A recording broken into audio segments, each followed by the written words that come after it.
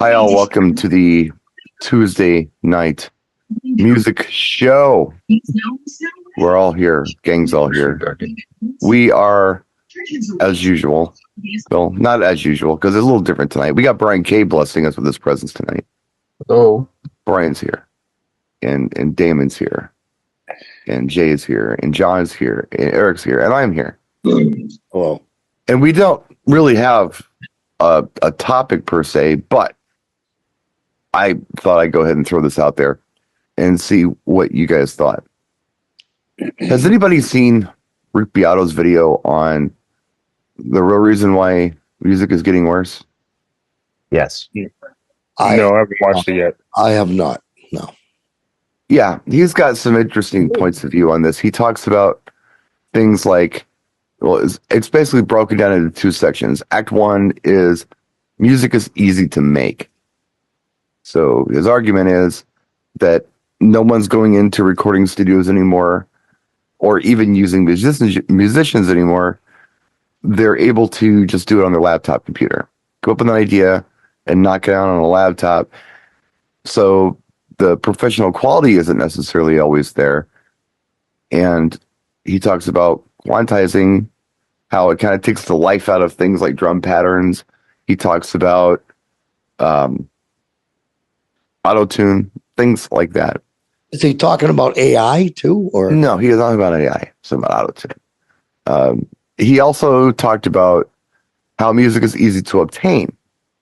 So it's not a matter of, going out and mowing lawns and going out and buying your favorite Pablo Cruz album anymore. It's about getting, $10 a month for Spotify and having access to everything ever recorded, from Beethoven to, whatever, Ozzy Osbourne to, I don't know, Public Enemy, Michael Jackson, Beatles, and Jay's favorite, Miley Cyrus. I thought it was an interesting perspective. I didn't necessarily disagree with anything that he said. What I will say is that the only people you really hear complain about how music is getting worse are old farts like us, for the most part. I don't hear young people outraged because music isn't great. They don't know any better. Yeah, I'm with you on that. So desensitized. And that's not a put down. no? I had this talk with Chris Cox about 3 or 4 years ago in Vegas. And I said, my prediction is in about 10 years, and it might be happening faster. I said, I think that music is going to sound bad. And he's like, why do you say that? I said, because the generation of new engineers, mixers, producers, masters, they're coming up from here. Yep. They've been listening to 128K variable bit rate, Apple Music, on a phone, on an iPad, on AirPods, on earbuds, where when the song has those lulls, the bit rate can drop to 0. And that's definitive from Apple Music. It says, we have a 256K variable bit rate. So if the song gets very quiet, we'll drop the bit rate because it saves space. Now hard drives aren't that expensive. Storage isn't that expensive, but it's still the same process. Yeah. So I think it's a self-fulfilling prophecy. You make it affordable, you make it accessible, but along the way, you don't concern yourself with the quality. YouTube Music isn't great quality. Apple's not great. I don't really think any of them. Tidal claims to have a hi-fi, high-resolution file system. I play them through my Evolve 50s. Can I tell the difference? No. That's partially my hearing and partially the way I'm delivering it. Music is underproduced. Radios aren't the same thing they were, but radios compress signals. So Right. a compressed, brick sound wave gets compressed again, and people hear it as, oh, that's what it sounds like. I think that's partially why vinyl is so big now. I think vinyl's coming back because it sounds so different. from what you hear on your phone. There's depth, there's warmth, there's registers. And I think that that's a lot of where Rick comes from and where me, you, maybe other people come from. It's not a matter of young people don't know any better. It's a matter of young people never had the chance. They didn't have hi-fis. I mean, I don't know about you guys, but when I was in high school, outside of a girl and a car, my biggest desire on the planet Earth was a cool home stereo. I was just going to bring that up. Yeah. I was just going to bring that up. You know, like I wanted those stereos. John probably remembers we had a store called Tech Hi-Fi. Oh yeah. And every December-ish, they would come out with this like little half book, and it would start at, for $129, you can get this all-in-one combo with 2 small speakers at the bottom, with a record player on top, and then an AM/FM receiver in the middle, and it would go all the way up to like $10,000. Yeah. With reel-to-reel and Yeah. multi-tone arm vinyl. And Page 3, you got the cassette. Page 6, you got the 20-band EQ. Then Right. page 7, you got the glass door case, right? With the glass door. But then that you would get comes the open. cassette that at the end of it, it would push out and flip itself and pull back not- in. not Like, gonna- Here's the question. wow. Here's the real question.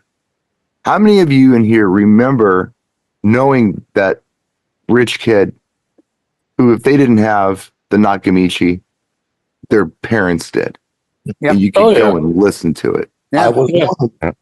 A lot of parents of my friends that had banging systems. Yeah.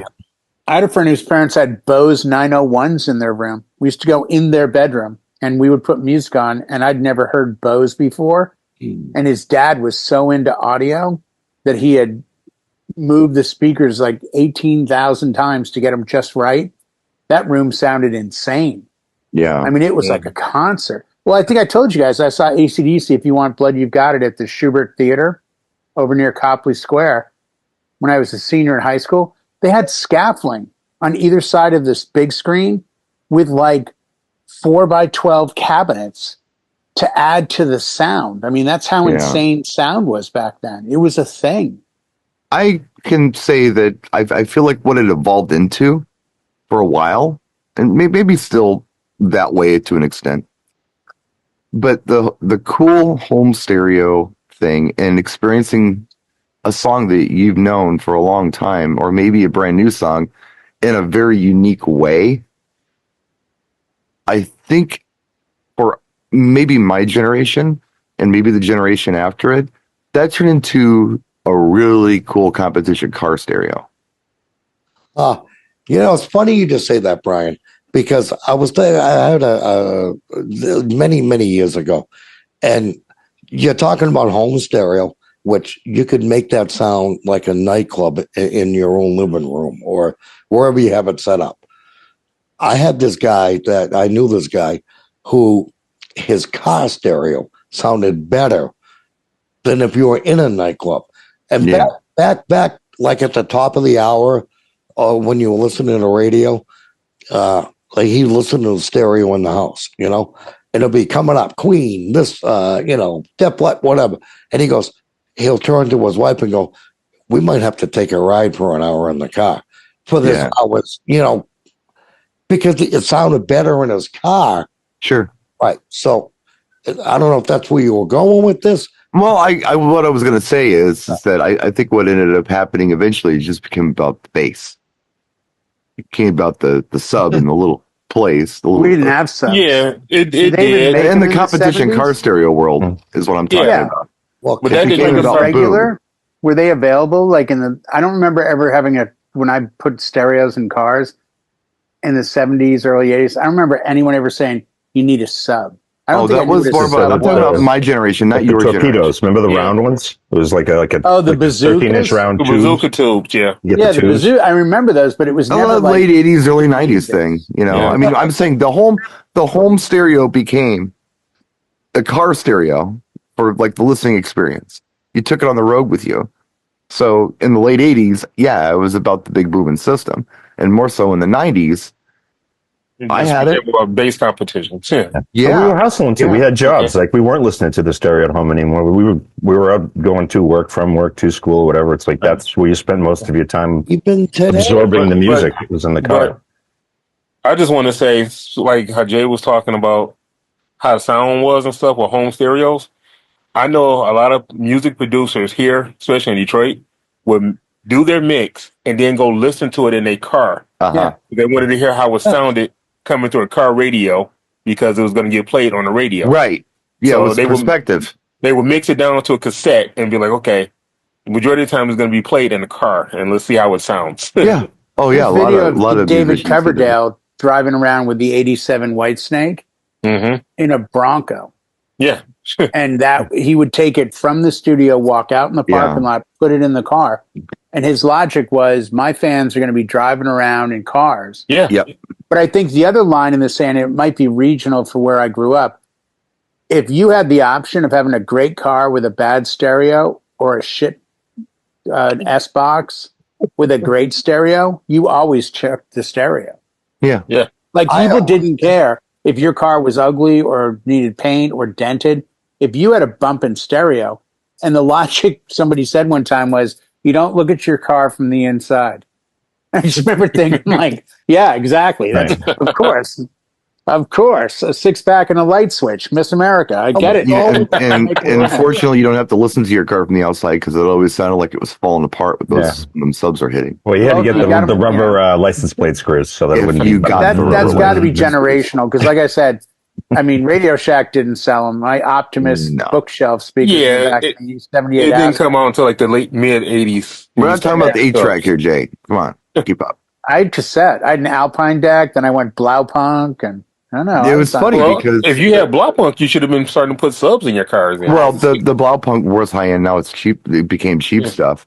Yeah, they got sold. But the thing I was going to say that was kind of funny was I remember about when it happened. And I remember a lot of dudes had the cassette deck head units, and they didn't want a CD head deck unit because the subs would skip the CD. Yep. Yeah. So they Do you remember when CDs first came out, though? I was out with a girl never forget, on Com Ave, and she had Wham on CD, and we were driving in an Audi 4000, and every train track and bump we hit, that thing skipped. And I remember it sealing the deal for me. Like, I don't need to get involved in these CDs. This is garbage. You know, one. And two, I was in radio when DJs would get on air and say, coming up next on compact disc, the Police, that was Synchronicity. The thing. Right. Yeah. And you're in the same car with the same stereo, and you're like, oh my God, can you hear the difference? No, not really. These are Jensen Coax 6x9s. I don't think anything is going to really. There was less hiss. I'll give that to Steve. But it took the hiss out of everything. You know, it was $1,000 Sony CD player in the studio. Yeah, they would go over with the CD, and out comes the tray, and they drop it in, and in went the tray. And the studio isn't in motion either; it stays put, so it didn't skip when they played it at the radio that was the thing. So you took it to mean, wow, CDs are sounding great, and I can skip around faster than I can on a cassette. I think I told you guys I played in a golf tournament in 1991 when I was doing pharmacy, and we came in third, and I won a $500 Sony portable Discman for the car. $500. It was a little Sony Discman with like a cassette tape that you could plug into your head. I remember it. Yeah. It was $500 in 1991. As far as the answer to your question about when was the first time when CDs came out or whatever, I know it was 81 or 82 for the Ultra Rich. The first time I ever handled a CD and played a CD, I owned it. And that was probably, I want to say 86.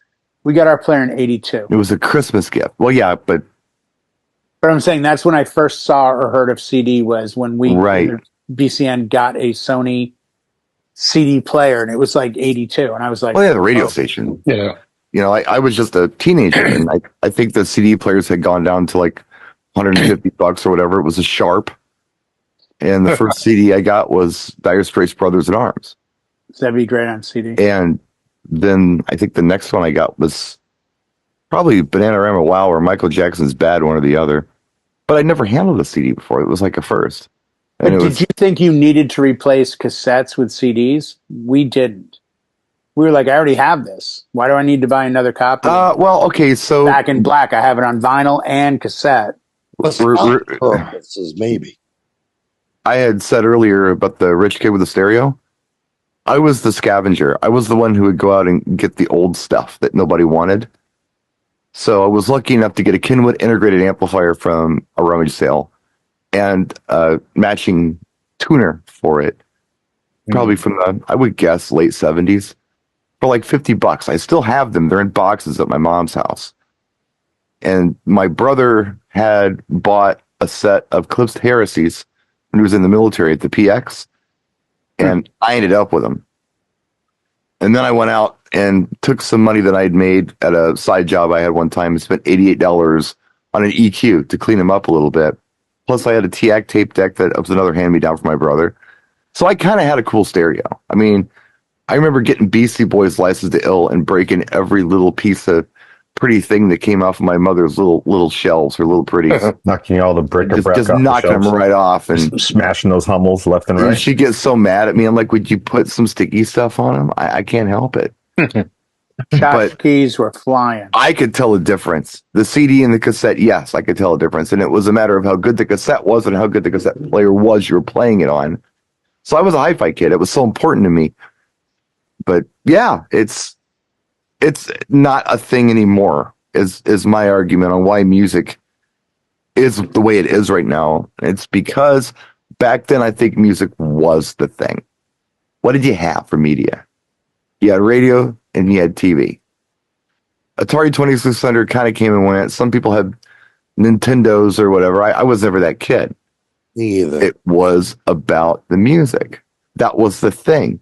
And it was also about meeting in person. You'd go out somewhere and you would meet people, be it going roller skating or going to the drive-in or whatever was happening in your town, going cruising. There was a meeting place. Everybody met. All the kids met. But wherever you were, there was music going on. It was a thing.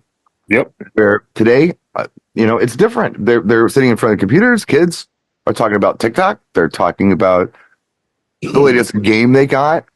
They're not interested in social interaction.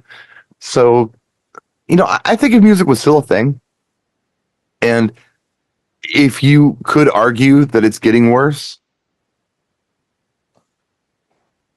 then you could also argue that nobody cares enough to say, hey, wait a minute, we deserve better.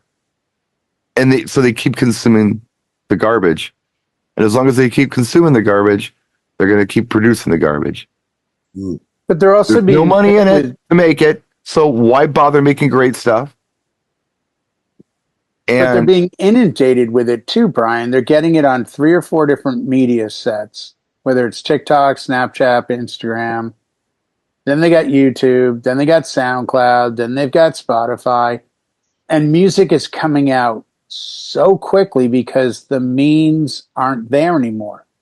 I can write a song tonight, produce it on my laptop, excuse me, and have it out tomorrow morning and try to get it out to the masses. So you're constantly getting new sources. You go on TikTok or Instagram, and I mean, every song is available to put on a video or a reel or whatever, and it changes. The industry is shoving it down their throats. They don't even have time to really build. And I think that's why kids don't follow bands or artists. They don't have time to understand what the artist does because they hear one big hit and then boom, they're on to the next. So they're not even stopping like we did, where you drop a needle and you had to listen to side 1 and side 2.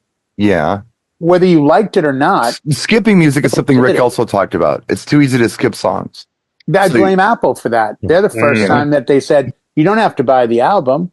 You can just find the track that has the highest rating, listen to it, and just buy that for $1.49. Well, there have been singles out forever. Yeah, but singles didn't mean the artist didn't get play. It meant a foray or a door into the artist. I think it switched with Apple Music and iTunes because they said, here, this is what's popular. I think it switched with CDs because you can skip a CD. Yeah, but you bought the CD. Not always. I used to borrow CDs and record them on cassette. Oh, see, I didn't break the law. I wasn't a law breaking. I was always doing that. Hey, did you get the new whatever? What new CDs do you have? Well, I've got this, and this. Cool. For Christmas, I asked for a box of TDK Chrome tapes.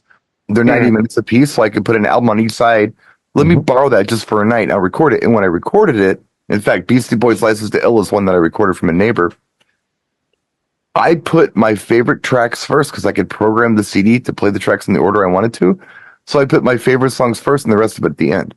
You remastered the album. Yeah. I just put my choice tracks up front. Is Napster and LimeWire. I don't know if you mentioned if you'd gone through the stuff with just getting tracks on. Yeah. No, and I mean I know you could do that, and we made mixtapes, but it just seemed a lot of that. We had more of you got into the music more. I don't think people today, I think, like, again, I use my kids all the time as this. They get into styles, they get into genres, but they don't seem to particularly follow artists. Yeah. No. Whereas I think we would follow an artist and then go down that hole. Like, wow, I really like Aerosmith. Who's Aerosmith like? They like the Stones. Let me go check them out. Wow. Well, yeah. Stones. Who do they like? Chuck Berry. Let me go check him. Yeah. There's that, I guess. But I mean, my argument really is that it's lazy. It's nobody cares. Oh, 100%. Nobody cares enough to ask or to demand great music, and nobody making music cares enough to make it great music because there's no reward. Who's the artist? The big artist. Chappelle Ray, is that her name?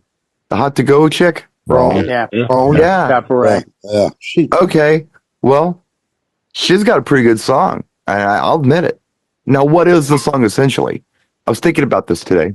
It's a remake of Hey Mickey. I think it's Call Me Maybe mixed with YMCA is what I think it is. That's what I think that song is. It's a bunch of stuff. And I think a studio producer said, we need something that's already been a hit. We'll change the key. We'll keep the same sequence. Yeah. Make them spell different letters and keep the kids busy because okay. So I'll skip my thought and I'll go to yours. That's always been done. It has, but it's not. Toto did it. Michael Jackson did it. So much more. Everyone does it. So much more blatant today. No, but they did it before because what is it? Artists steal. What is it? Artists borrow, great artists steal, or something like that. Yeah, you steal. I've seen Steve Lukather go, I took this from Hendrix. I took this from this one. Yes, that's what you do, but then you make it your own. Okay, but here's my point. They're making it their own today. I think they're stealing it and just regurgitating it. Yeah, there's that. But my point was that her song on Spotify versus some guy who just made a hip hop song on Spotify, they're the same on Spotify. I mean, how much royalties can you really make from that, even with hundreds of thousands of plays? Not a lot. You know, not life-changing money. You get it on touring. That's where you make your money. But yeah, I mean, it's tough to even think about. I mean, and I don't think it's a bad song at all. And you can crap on it for being borrowed from something else, or it was, the stuff in 1972 was better or whatever. But it ain't a bad song. It's catchy. It's real catchy. Why? Anything young girls like, I like. It reminds you of stuff that you were brought up with, though. It's throwback too. Yeah. There's a nostalgia feel to it that you've heard something like that before. I'm just going to throw something out there. This may or may not make sense. Maybe I'm in my own world here. Placing bets. No. It's why things have changed musically, and this is my opinion. Yeah. I want to hear it. I'm in my opinion, back in the 70s, 80s, even 90s, right? They didn't have what we have now, technology-wise, where they go by streaming. And that's your best of the best. What was streamed the most? What was downloaded the most? Back in those days, we didn't have that. It was done by sales. Yeah. Done, Did you care enough to buy it? Right. Sales only. It was good enough for you to go to the store, an actual record store, and buy this thing. Yeah. Today, you could do it right here, like you guys are saying, in front of your laptop or whatever you're using, and you can stream it. And now that's how they define what's the best of the best. Well, this one had 1 million streams. So, of course, the music industry is not going to change because everybody that's streaming this stuff is obviously hoping and let me just say this. I'm going to go on a whim here and say half the stuff that gets streamed was streamed by accident. They just wanted to see what the hell it was. Yeah, check it out. Right. And now, guess what? Now you're adding to that stream, right? That total. And guess what? Okay, now this is the top seller. This is what music is now. And I think now all these new artists coming out, like, well, let's do what he did. Because all today's music sounds the same, damn it. Yeah, it's there's a I think an argument to be made for being inspired by someone. Yeah. Like the Beatles were very inspired by Chuck Berry on a lot of things that they did. But that was okay. Well, what I was going to say is that that's cool that you're inspired by something. What I think is weird, and I think you and Jay were both talking about this, is when instead of being inspired by something and creating something, you say, hey, me too, I want to do just what you did. Right. And then it just becomes very homogenous. And if this is the way the music industry is going, good luck. Because I will say this in the defense of music. To be fair, I'm going to divide this up into the last 50 years. That's fair, right? That's more than fair. So 25 years would be the 21st century we're living in right now. And or the 2000s or the 19th century, which sounds like, people should be wearing night costumes and jousting, but it was it was the 1970s, 1980s, 1990s. There are a lot of songs from this century that I really love. There are a whole bunch of them that I would listen to in my free time, and I would consider some of my favorite songs. So, the whole idea of drum machine, the whole idea of do it on the computer, and those types of things, I don't necessarily see as always being a negative. It's a bit like food to me. I understand that a filet mignon with a side of, some greens and a baked potato with, sour cream and butter and a glass of wine. I get that, Steely Dan. All right. I understand that. And I love it. I absolutely love it. I understand that that's Jeff Lynne or whatever, something great. It's Prince. It's really good. I also understand that sometimes I just want to go to the burger stand and get a burger or a hot dog, which is my EDM dance stuff, my silly, 130 BPM club music. I love that too. So it's not just about one thing. I like it all. And I understand one has more, I guess, artistic culture, maybe. Yeah, it's a bit more culture than the other, but I like both. A little more went into it. A little more into the but I think that's the other thing. You heard bands in the 70s and 80s that would spend, Fleetwood Mac Rumors has 8 songs, and it took them almost 2 years to make. Yeah, it's like what took you? Well, they were really high. Well, I know that didn't help speed the process up. No. But there were a lot of people along the way that were regarded professional. You had a mixer, you had the mastering, you had the engineer, you had the producer.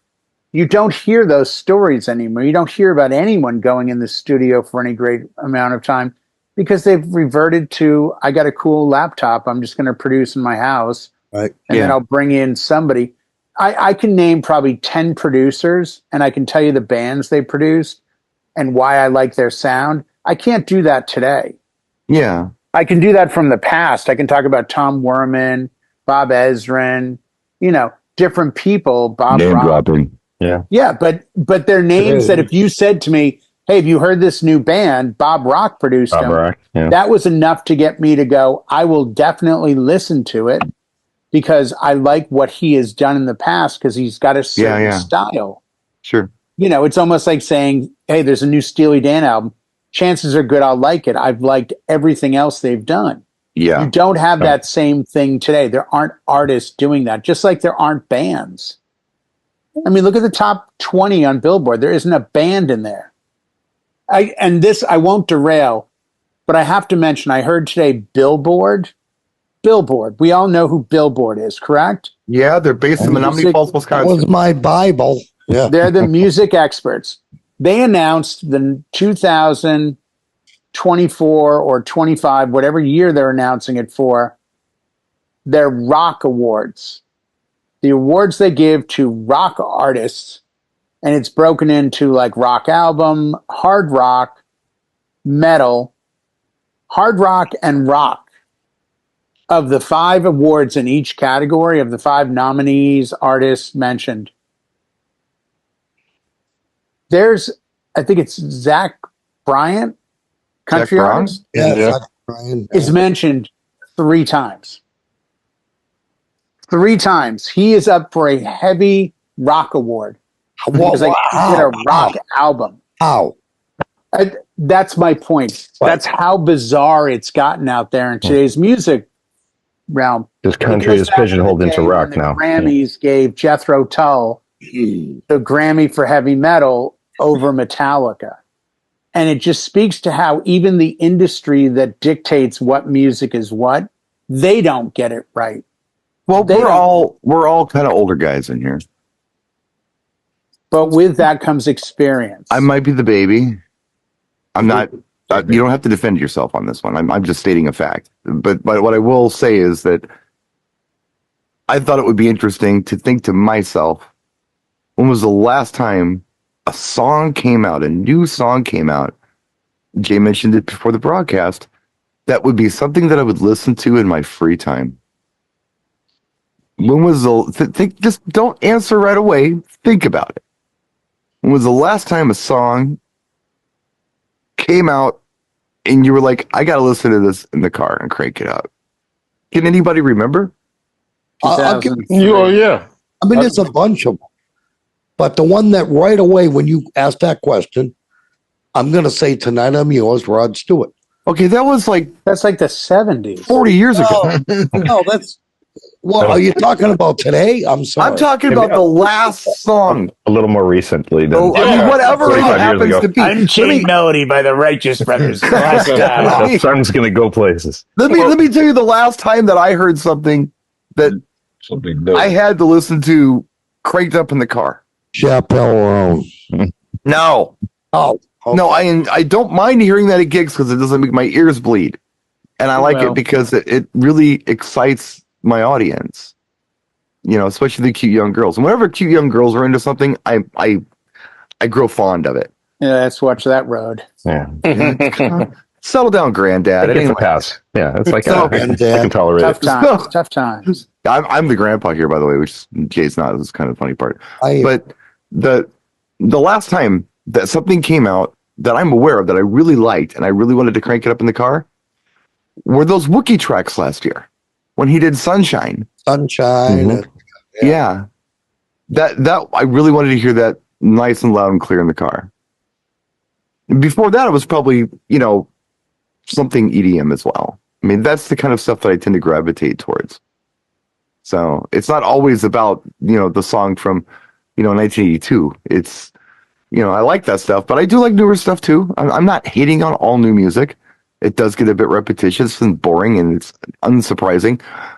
Unfortunately, when I think of that track, it sampled My Girl, a very old track from the 60s. Oh, let me re-answer now that I understand. See, I wanted to get that out before you answer. Right, I'm sorry. I'm going to go with Dance the Night. I always had high hopes for that song. Yeah. And that I really liked. And yeah, I would crank that. That was last year, right? Yes.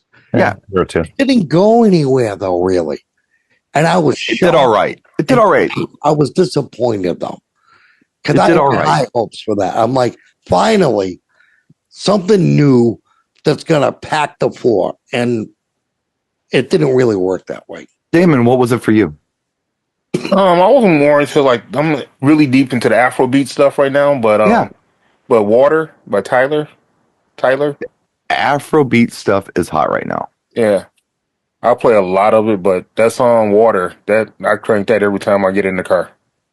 So Yeah, that's that's me. big. Yeah. Brian, you got anything? I would listen to a full album of something new a long time. Did it end with Breaking Benjamin for you? They have a new album coming out. Okay. Well, there you Their go. new song I like. Just wait. Debbie Gibson's coming out with a banger soon. Don't worry. So I know that Jay loves I Remember My Dead Mouse. I know he would crank that up in his spare In time. a heartbeat. Yeah. That's the newest thing that I'm That's aware of that Jay gets excited about. 2008, Is there anything else that you can think of? 2009. You know what? Honestly, I loved when the first time I heard Clarity by Zed. Yes. Yeah. That's a great crank song. Yeah, see, you're going way back like I did, though. Yeah, but I think Clarity was like 2010, Mid-teens. 11. No. In fact, I was going through, John and I were going through the Top Hits USA folder just last night, right? Yes. Well, the night Or this before. morning, maybe. So yeah, we did 2012. We did a full year in review. So I think it was supposed to be. 2013 because Spectrum came out was it first and then 2013? Clarity came out. Yeah, maybe. Same album, though. Yeah, that's what I'm saying. That's singles, Yeah. though. Yeah. Spectrum came out first, and we got Spectrum's a really good Spectrum in song, but Clarity's a 2012. great So Clarity song. must have been 2013. Yeah, Clarity's a great So track. 11 Wow. years ago. I thought it was even earlier than that. Huh. There's another one, too, that's called What It Is, What It Is. I forget who does that. That's kind of recent, and I kind of like that one. Like, I would listen to that in my car. You know what else I liked? I As long hate as to it's admit not a it. hot day and all the windows are down, I liked part of it. I hated the other part of it. Again, use the sample. I really liked Big Energy. I thought that was fun. No, that was a great song. Latko? Lotto. Yeah. Lotto, yeah, I thought that was fun. Yeah. I didn't hate the Lizzo stuff that came out a few years ago. No, About Damn I don't know Time that I was a listened to it in my really spare good time, but I song. didn't hate it. I don't want to be seen listening to it. But I think every time I play it, I'm kind of stoked I'm playing it. Right, It's got a right. great vibe that about Yeah. Damn Time. And then if you add the Purple Disco Machine remix, Well, that was going to be one of my. Well, Jay, I People. understand what you're That's the saying only with one I that. play. You can't be cruising down the street listening to it out loud with the blasting in your car. right? Yeah. But it's a You know. great track. That's an Yeah. in the house crank track. What was the Right. No. the joke? What's the difference between or what do mopeds and ugly chicks have in common? Nobody They're wants both fun to to be ride. They're thinking You both don't fun want to your ride friends to your to friends see you. seeing you on them. Yeah, Yeah. Yep. yeah. We're gonna get letters. Yeah, we're gonna get letters. I cleaned that Sarah, joke up, by the way, a lot. Oh, ago. yeah, Yeah, you that was did. very, You very did. squeaked out. I could hear the Windex. Yeah. Yeah. You know a DJ that made a Lizzo slash. That was not an HBO thing. That was an After 10 network thing. Yeah, that's I very, do- very well done. I do know a DJ that did a Lizzo slash Eminem Without Me mix, Yeah, it sucked. which is Yeah. fantastic. Some guy from Boston is what Get I the heard. DJ Eric remix mix. Yeah, of the it. DJ Eric remix. Yeah. Even though the title song I did. Some people remix. He just renames. He just renames it and puts his name on it. Listen to it in your car. Yeah. Hey, listen to the no, car. I never renamed it. It is BSR Without Me or whatever. And people like, where'd you get this? I'm like, hey, that's my business. Oh, You want to hire me or not? I Well, that's another one that we get excited about. Purple Disco Machine as Yeah. a force tends to put an energy into a song that wasn't there before. Same with Blank and Jones. There's another good remixer group that they take something that was and now it's got a new beat and a little more energy, and you get excited when you hear I can start playing this song again. It's resurrected. It's 2.0 at this point. I get something a little different in it. Yeah, the remix and Like the stuff. Wookiee thing you were talking about, like that. Yeah, yeah. I enjoy the Purple Disco remixes, but their original stuff I don't like. Have you ever heard of any of their original He's got songs? he's got a really good track called Tank. It's a really good beat. It's an original Purple Disco. It's No, long. what Brian is saying, he likes the remixes of tracks, but he doesn't necessarily like the original tracks. Yeah. Right. I'm with you What on it. I I'm would like totally to see with you on Purple that. Disco Machine come out tomorrow and do an album with Dua Lipa because I think the tracks would just be bangers. You know, sometimes, and I noticed this when Lady Gaga dropped her first album, because Akon produced it, and it was, you could tell it kind of, it could almost be hip hop if you changed it a little bit, if you changed her vocals and things. Right. But then everyone who remixed it made them complete dance tracks, like full on dance tracks. Every track, even the tracks that I didn't like on the album, remix I thought were amazing. I don't know why people don't just release their album remixed. Why they have to go with these, you know what I mean? Well, it wasn't written that way. It has to be reimagined. Someone has to sit down and come up. No, I don't think Lady Gaga wrote the stuff that way. Akon produced the album. So I kind of think that he's the one who kind of dictated what the sound should be. And once the remixers got a hold of it, they said what that sound should be. They're her songs. She wrote the songs. Right. But it was the production of the songs. I think going forward, yes. I complained about this on Twitch live the other night. I can't stand some of the new remastering parentheses remixes that are coming out from rock bands. Like, I understand you're cleaning it up, but you're making it different. And I don't like that. Can I give you an example of that? Yeah. And this goes way back. This is before the phenomenon of remastering happened. It's more about the remixing. Right. In the 1980s, if you were in the 90s, if you were mobile DJing, you had to have the remix of Frankie Valli and the Four Seasons 01 a Night. Yeah. It was that redrum. You had to have it. Yep. And everybody wanted to hear it. Today, if someone asks for that song, I play the original and people get more excited about it than they would have if I played the redrum. Because it gets to the point. Yeah. Right. It dates better than the remix dates. The remix becomes a very dated thing. Yeah. We have Scrappa joining us. What's up, Scrappa? Hi, everyone. Sorry for your recording. That's all right. It's okay. You can hang out and check us out. We're going to wrap this in about 15 minutes, maybe. Today I heard the original. Oh, gee, Earth, Wind, and Fire, September. Oh yeah, and it's like I play the remix all the time. I never play the original. What's the remix you do on that? Is that Phantom or there's 100 of them though, I think. Yeah. There's one called V Tunes, I think, or No. I used the Phantom one. V something that I've heard the mix awesome. I use. Phantom 99. I've always played the original of that song. Yeah, I just stick with the original. It's called the Fats, PHATS. Maybe yeah. Oh yeah, I know what you. Yeah, Fat. That's the one I play all the time. You know, the only time that I was good, but the original, depending on the barbecue you're at. You gotta. the only time that I play a remix of a track, if it's an EDM track and there's like a radio edit and extended, I'll choose what I want from there. Right. That I'll do. But if it's a track that and it's effective, I don't understand why it needs a remix. The tracks that need remixes, in my opinion, are the tracks that needed a lot of help in the first place. Yeah, that's right. Mm-hmm. Well, if the track had legs, I don't understand why the remix is something, unless you have a certain genre in a set you're doing. If you're in, some 130 BPM, electronic dance music set and you need to get September in there, I get it. But I don't know. It would be just as effective. I believe it'd be just as effective to play with. I think you just hit the nail on the head. It depends on what you do when you get that moment. Yeah. Like if you get September in there. What's before it? What's after it? Right. But you have to look at it. Sometimes the remix is way better than the original. And one of Brian's favorite songs is that he talks about this all the time is the Cameron Paul remix of "Push It" by Salt and Pepper. Yes, way better than the original. Much better than the original. In fact, it's so good nobody even knows the original. Exactly. That's how good it is. Yeah. Like, that's the one that hit. So it's the familiar version, as far as anybody concerned. It is the original, but it's not.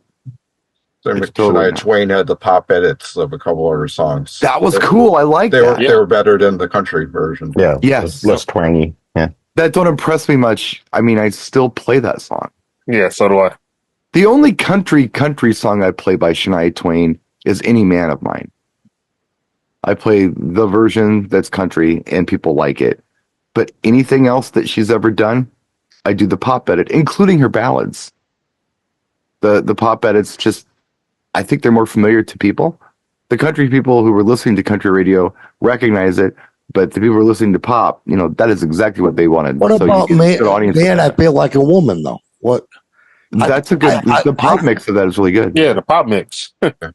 I do the country one too, and it works.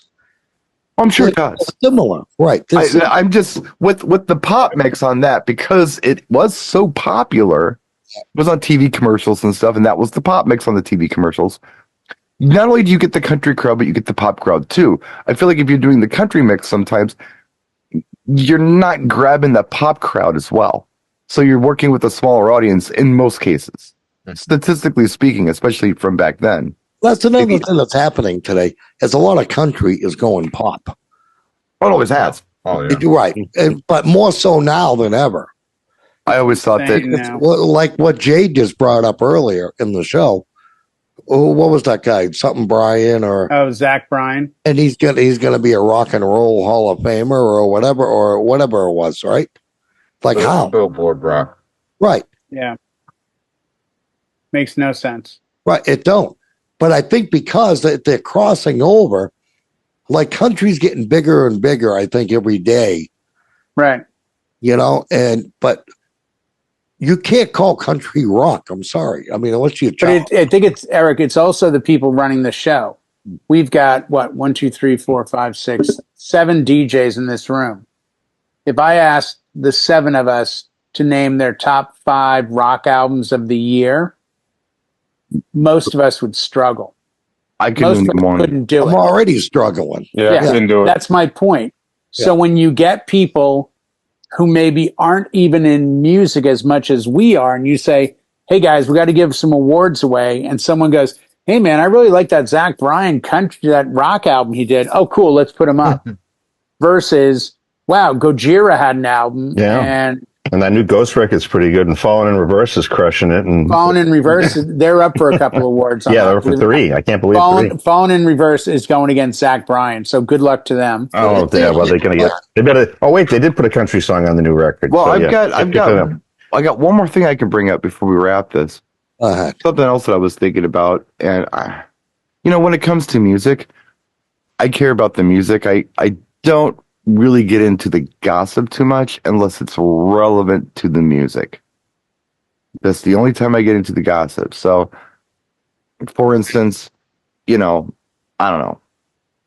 If they found out that somebody did some kind of crime, I don't care if they did the crime or not. I care if the song's good. The fact that they did or didn't do a crime doesn't make their song any better or worse to me as a listener. Because you fell in love with the music before that. Yeah. So, I mean, there are some people who they need the story and then they check the music out and then it grabs them.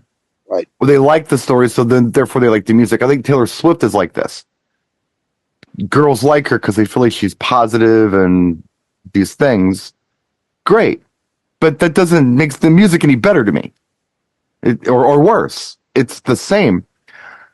But having said that, I'm thinking about, and I've mentioned this before, I'm repeating myself, I'm sure, but it just seems to me that today the industry is full of what I would consider relatable artists. We wear the same sneakers they wear. We have the same haircuts they have. We didn't shave for 3 days, they didn't shave for 3 days. They don't appear unique. And then I think about artists of my generation. We got Madonna, Prince, Michael Jackson, David Bowie. These people were from freaking outer space. You had Kiss. You had all these people who were just larger than life. And no one looked at Prince and said, yeah, look at that guy. He's just like me. You couldn't go to Kohl's and buy his boots. You didn't do that. The first time I can remember there being a relatable artist that was popular and people got excited about because they were relatable was Run DMC. And like Brooklyn. A lot of folks there said, "Hey, man, we dress in Adidas. We get this. They're from the street. We're from the street." It became this relatable artist thing. Not that I'm all about the image, but if the image grabs you and then you check the music out and it's good, bonus. But I didn't know how you guys felt about this relatable artist thing. Is there anybody out there? I mean, Lady Gaga was the last person I could think of that really was different. Really just not like us artistically or the way she dressed or carried herself. I mean, geez, even Jelly Roll. Jelly Roll's pretty typical these days, isn't it? You think like his whole look? It's very easily achievable. Awards as well. Yeah. Also to that, Brian, wouldn't you say that back in our prime time, 20 years ago, 30 years ago, artists had to have money behind them to get into a recording studio, to make the music, to put it out there for us to listen to, is where today technology is that far more advanced that either you, me, or someone that's not known, doesn't have the money, could set themselves up in a home studio, produce, and make a song and put it out there on Spotify or these sharing stream systems and get out there a lot easier now than 30 years ago. This is what happens when you miss the beginning of the show. I was wondering what was, yeah. What? Yeah. But a perfect summary. We talked about that before, but that's okay. Like it's like watching Return of the Jedi and say, "Oh my God, Darth Vader's his father."